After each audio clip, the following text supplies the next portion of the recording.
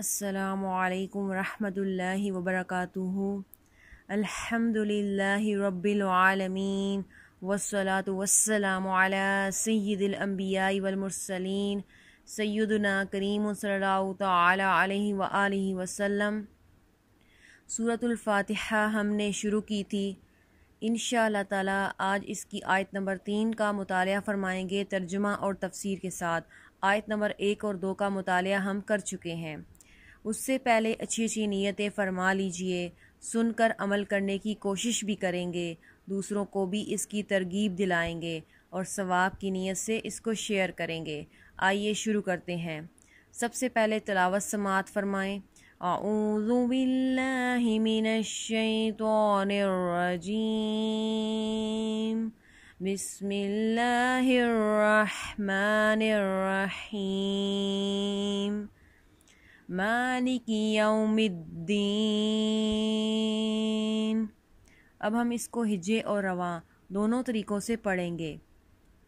میم کھڑی زبر ما، لام زیر لی، کاف زیر کی، مالکی، یا زبر واو یو، میم زیر دال مد، یومد، دال زیر یا دی، نون زیر نی، یوم الدینی، مالک یوم الدین۔ کھڑی حرکات کو کھینچ کر ایک الف کی مقدار کے برابر یعنی کہ 2 حرکات کے مقدار کے برابر لمبا کر کے پڑھیں گے۔ واو ساکن سے پہلے زبر ہے، واو لین کا قاعدہ، یوم الدین۔ یا ساکن سے پہلے زیر ہے، یائے مدہ، دال مشدد ہے، یہ حروف کلکلہ میں سے ہے، اس کو تھوڑا جماؤ کے ساتھ پڑھیں گے۔ وقف کی صورت میں جو نون کے نیچے زیر ہے وہ نہیں پڑھی جائے گی، اور یہاں پہ وقف کی صورت میں مد عارض ہوگی۔ مالک یوم الدین، مد عارض کو 3-4 الف کی مقدار کے برابر لمبا کر کے پڑھیں گے۔ مالک یوم الدین۔ اب ہم اس کا ترجمہ اور تفسیر پڑھیں گے۔ مالکی مالک، یوم الدین روز جزا کا، مالک ہے روز جزا کا۔ آئیے اب اس کی تفسیر کا مطالعہ کرتے ہیں۔ مالک یوم الدین، جزا کے دن کا مالک۔